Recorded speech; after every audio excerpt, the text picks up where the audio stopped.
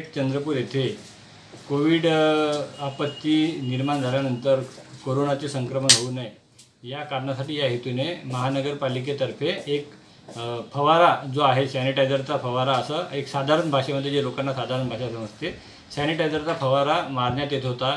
तिथून जाणारे वाहनं, टू व्हीलर, फोर व्हीलर यांच्यावर तो फवारा पडत होता आणि त्यातील लोकांना खूप तांत्रिक आणि म्हणजे त्याच्यातलं रासायनिक काय आहे तेवढं कळत नसलं तरी पण एक चांगली भावना लोकांमध्ये होती की महानगरपालिकेतर्फे काहीतरी उपाययोजना संक्रमण होऊ नये म्हणून रस्त्यावरती करण्यात येत आहे।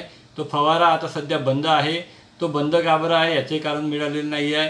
तो सुरू करण्यात आला तेव्हा त्याच्यामध्ये कोणतं औषध वापरण्यात आलं होतं, त्याच्यामध्ये काय त्याचा परिणाम होणार होता, काय त्याचा आउटपुट होतं याची कसली माहिती नाही आहे।